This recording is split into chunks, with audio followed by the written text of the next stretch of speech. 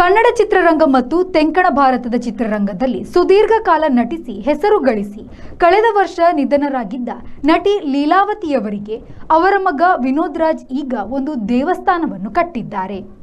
ಬೆಂಗಳೂರು ನೆಲಮಂಗಲ ಬಳಿಯ ಸೋಲದೇವನಹಳ್ಳಿಯಲ್ಲಿ ದಿವಂಗತ ಲೀಲಾವತಿಯವರ ತೋಟ ಇದೆ. ಅಲ್ಲೇ ಅವರ ಅಂತ್ಯಕ್ರಿಯೆ ನಡೆದಿತ್ತು. ಈಗ ಮಗ ವಿನೋದ್ ರಾಜ್ ಲೀಲಾವತಿ ಆಲಯ ಎಂದು ತಾಯಿಗೊಂದು ಮಂದಿರವನ್ನು ಕಟ್ಟಿದ್ದಾರೆ. ದೇವಾಲಯದ ಒಳಾವರಣದಲ್ಲಿ 62 ಸಿನಿಮಾಗಳ ಭವ್ಯ ಚಿತ್ರಪಟ ಜೋಡಿಸಲಾಗಿದೆ. ಬೆಳಗ್ಗೆ 10ರಿಂದ ಸಂಜೆ 4ರವರೆಗೆ ಆಲಯವು ತೆರೆದಿರುತ್ತದೆ. ನೋಡಲು ಬರುವವರಿಗೆ ಇಲ್ಲಿ ಲಘು ಉಪಹಾರದ ವ್ಯವಸ್ಥೆಯೂ ಇರುತ್ತದೆ.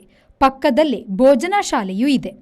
ತಾಯಿಯೇ ದೇವರು ಡಾಕ್ಟರ್ ಲೀಲಾವತಿ ದೇಗುಲ ಎಂದು ಆಲಯದ ಎದುರುಗಡೆ ಬರಹವಿದೆ. Bureau report V4 news Soladevanahalli. Prasad Netralaya super speciality ಕಣ್ಣಿನ ಆಸ್ಪತ್ರೆ Mangaluru. Our mission your vision sight first. ಕರಾವಳಿ ಕರ್ನಾಟಕದ ಅತಿ ದೊಡ್ಡ ಕಣ್ಣಿನ ನೆಟ್ವರ್ಕ್. ಕಣ್ಣಿನ ವಿಭಾಗ ಮತ್ತು ಸೌಲಭ್ಯಗಳು.